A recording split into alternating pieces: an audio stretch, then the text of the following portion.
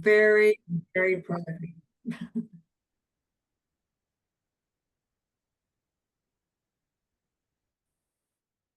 Oh,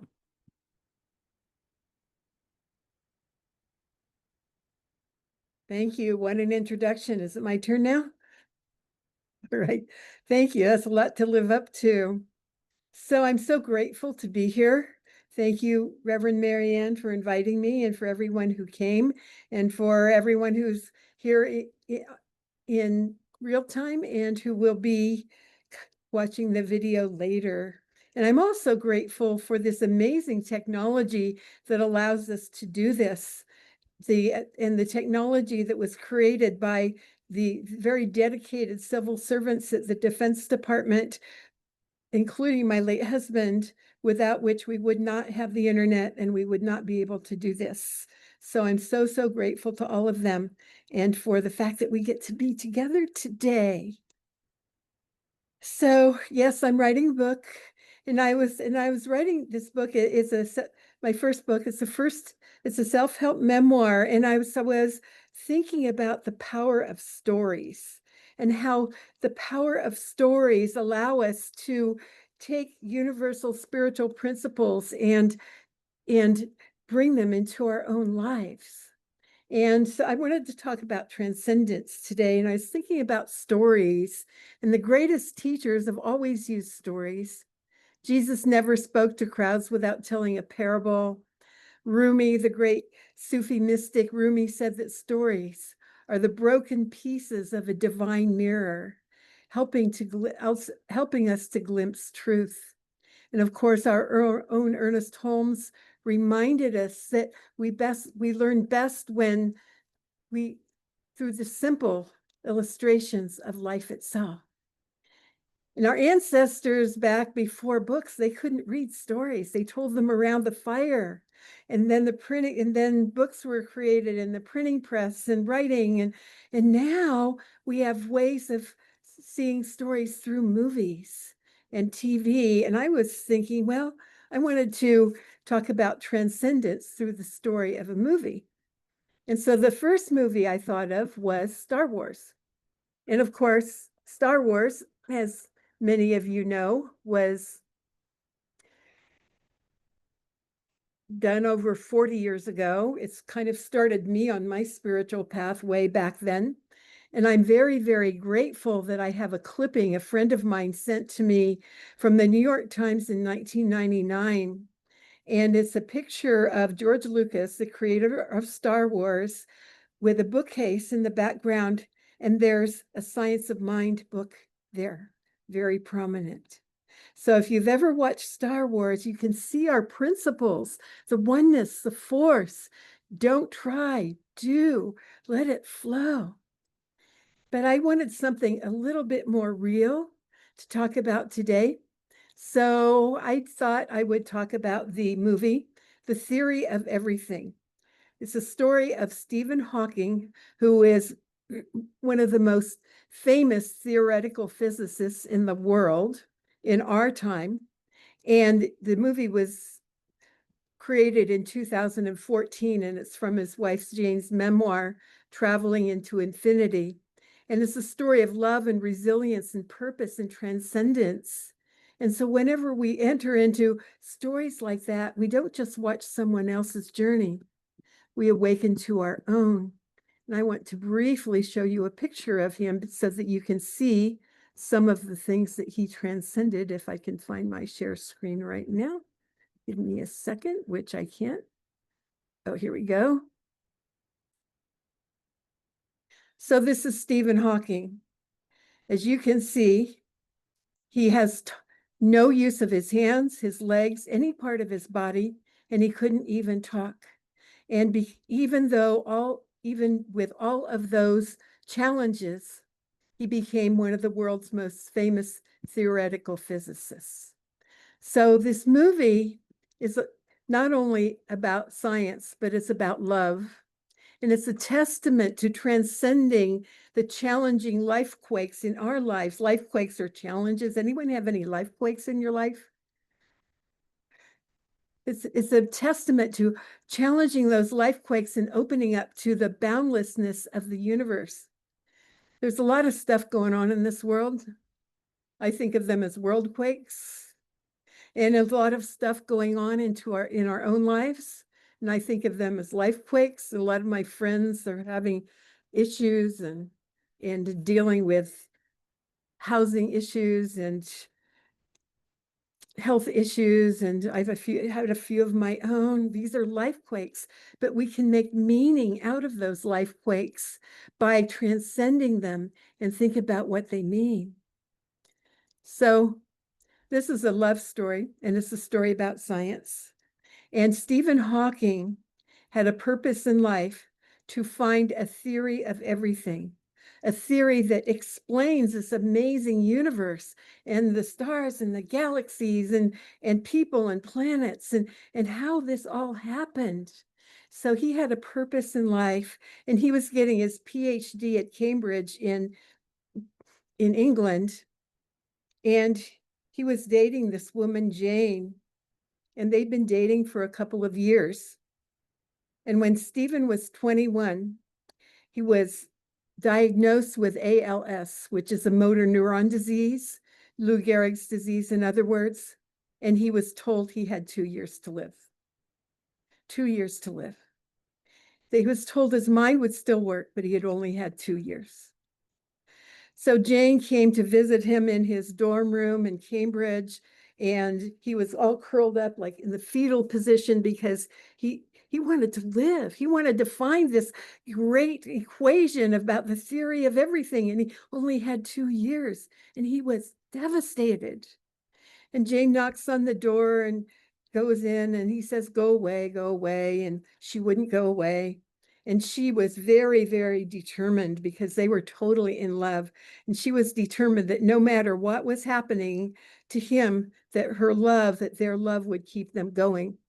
So she told him that if he didn't go out and play croquet with her, she would never see him again.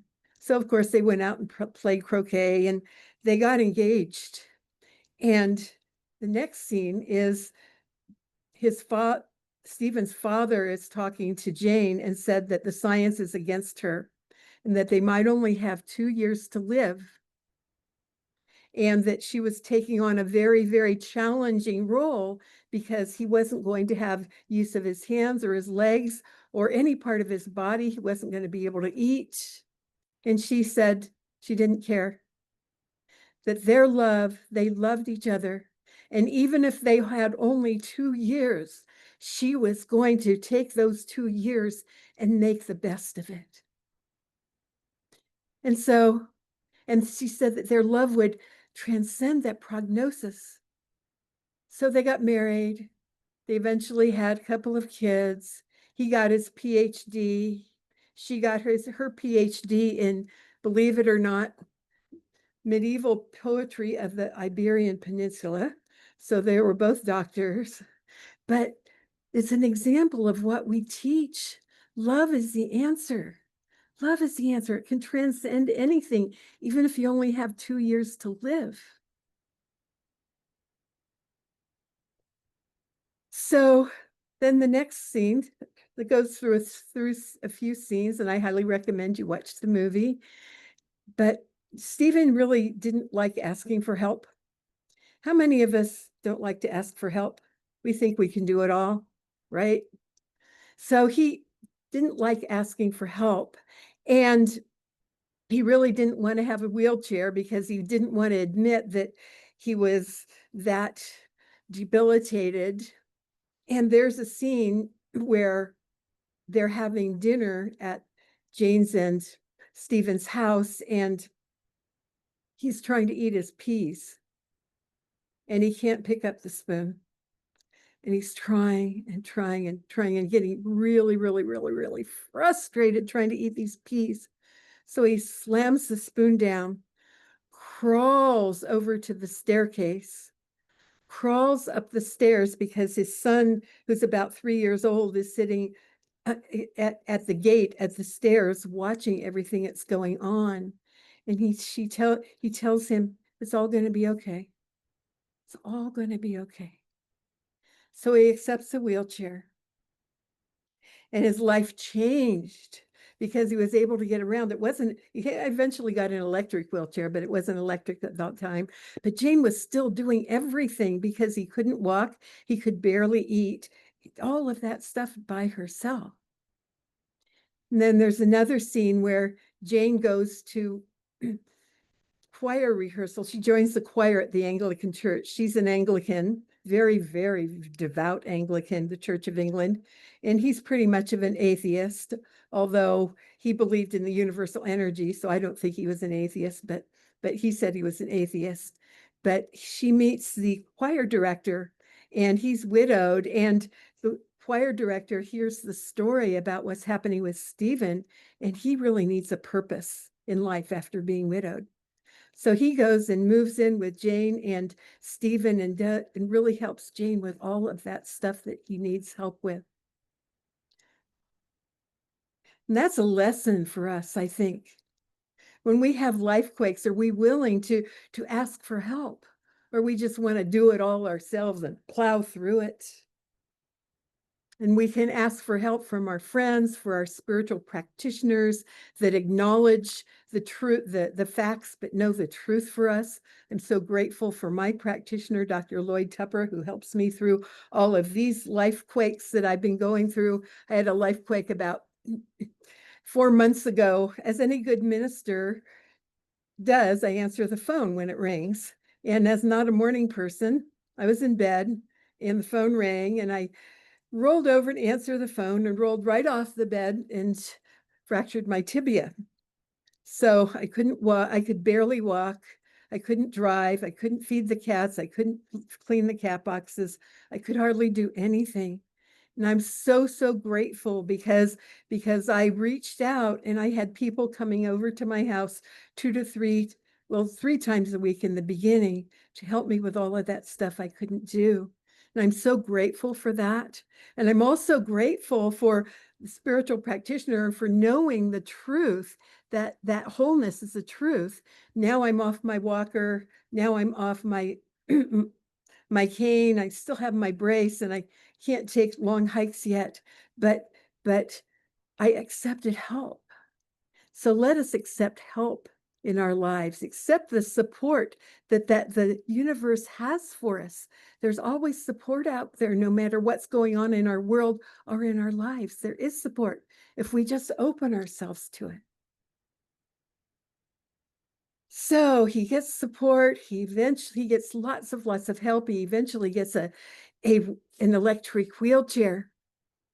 And then another scene is in their kitchen. Jane's mom is talking to her, and Jane just had their third child. Jane's mom accuses her of having Jonathan's child. Jonathan is listening. He's not listening on purpose, but he overhears it, and he's devastated. And she's devastated because that's not the truth. It was Stephen's child. And so Jonathan leaves. And so now Jane has all this stuff that she has to do by herself. She gets a little help from various people, but not the constant help that Jonathan had. But by then, that Jonathan gave. But by then he was world famous. He'd written a couple of books, and despite his physical issues, he was loved and celebrated everywhere he went, even though his brain was working as not his body. And I think that's a great example of what we teach, looking past the physical appearances to the truth. And so he had some help to go down to France and Bordeaux to do some lectures. And Jane was in a campground near him, but not staying in the hotel room with him.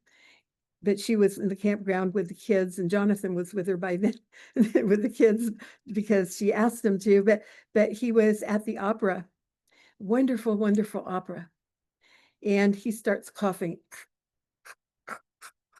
And you know how when you're at a concert or something and people start making noises and you look, what's going on with them, and you're judging them, and because some of them didn't know that he was this famous theoretical physicist. And so he's going, eventually he goes out of the concert hall on a stretcher and ends up in the hospital in France. And of course, they call Jane at the campground, and she sends Jonathan home with the kids, and she goes to the hospital. And again, the doctor says that he will not live unless he has a tracheotomy.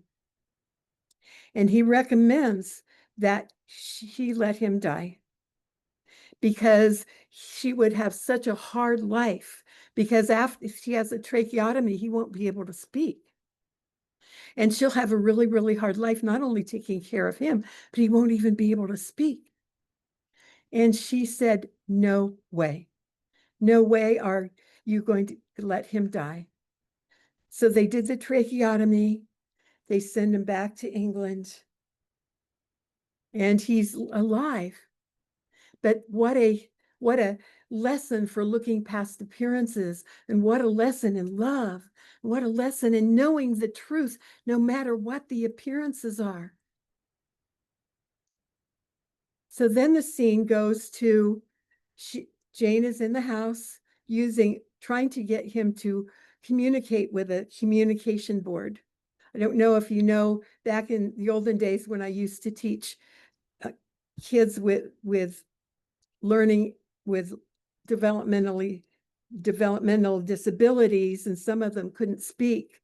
So we would use communication boards where they would point to a color or a letter or a number or something like that. But it was a real challenge for Stephen because he couldn't even use his hands. He couldn't even point to the letters and numbers on the board. All he could do was blink his eyes. So Jane's pointing to things, to colors, and he's blinking his eyes, yes, no. Eventually it got to where he could maybe do one word a minute. And then that's really, really challenging. And Jane was doing all this herself. And Jane and Stephen, at the request of their parents, and the doctor said that he really needed to live in person to help. This was not going to work. And so Elaine got hired to come in and live with them. And Elaine was an expert in communication with people who weren't able to talk. So Elaine went in and started using the communication board, and finally got him to where he could do 4 words a minute. But that was kind of an issue too, because I don't know if you have the patience for that, but I don't think I would. 4 words a minute. But then Elaine's ex-husband comes on the scene, and he's an example of the creativity of the universe. When there's an issue and a problem, humans have this propensity to figure out how to solve it. And he had created a voice synthesizer for other people who couldn't talk, made out of, believe it or not, a phone answering machine.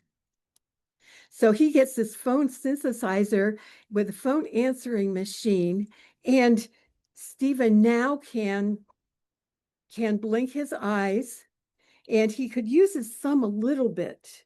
And so he could use his thumb a little bit with this voice synthesizer that eventually the technology got beyond the phone answering machine. But he was speaking in this very robotic voice.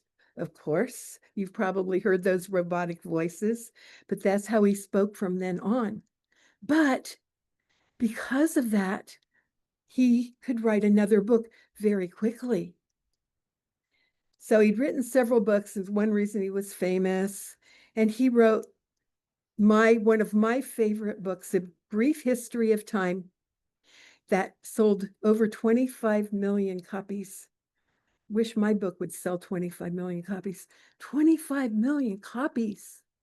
And it was about, and the end of the book says, who are we? Why are we here? If we ever learn this, it would be the ultimate triumph of human reason, and then we would know the mind of God. Jane was thrilled because she was an Anglican who really believed in God, and his God wasn't her God, but that's what he said And he's always said he was an atheist, but I pretty much think that he believed in the energy of the universe just like we did. So, going on, he was so famous that he was invited to go to America. And he didn't invite Jane. He invited Elaine to go with her. And Jane was just devastated after all of this work that she had done with him, keeping him alive. And they separated, but before they separated, she said, 2 years. They said, you had 2 years. We've had so many. I have loved you. And they loved each other, but they weren't right to stay together at that time. So the scene changes to this big ceremony in America. And he was told at the ceremony that he had defied expectations because most ALS people don't live past 40. And he was only supposed to live for 2 years. And here he is way up in his way past 40 at that time. And he was asked if he believed in God. And he said, and what his philosophy of life was. And he said in his robotic voice, it's clear that we are on an average star as part of 100 billion galaxies. There is something special. There is no boundary of human endeavor. Where there is life, there is hope. Where there's life, there is hope. Where there's life, there is hope. So the next lesson I'm going to talk about is they were at Jane and Stephen are at Buckingham Palace, and the Queen is going to not give him a knighthood.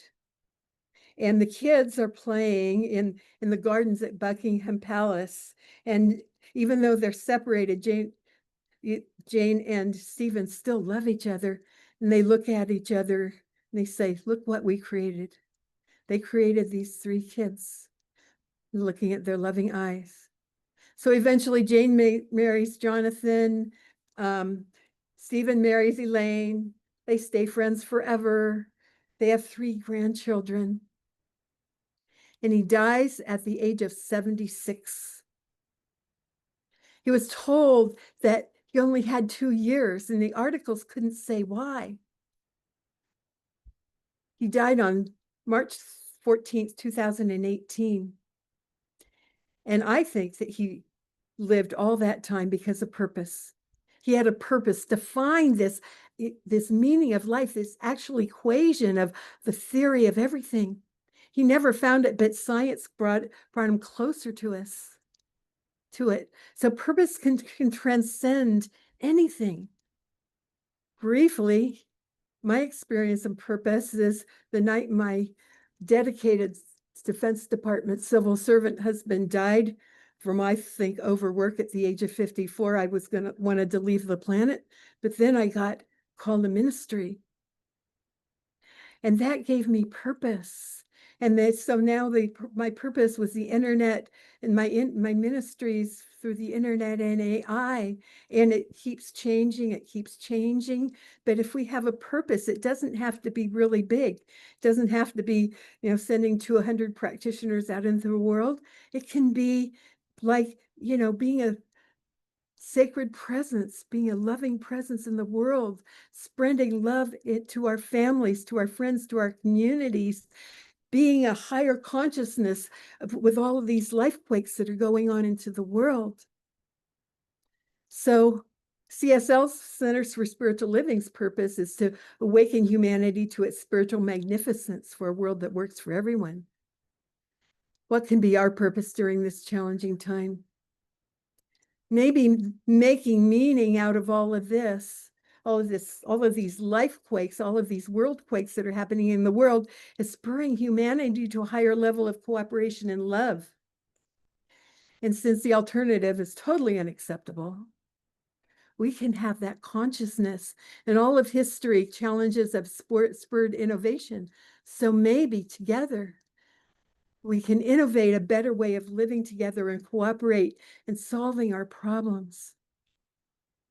So let's do that for our lives, in our world, knowing that, as Stephen Hawking demonstrated, no matter what the life quakes of our world are, life is boundless.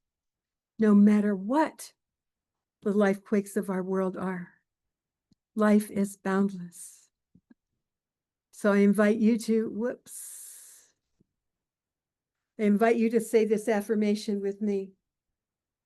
As I transcend my own and the world's life quakes, I open to the boundless. As I transcend my own and the world's life quakes, I open to the boundless. And so it is.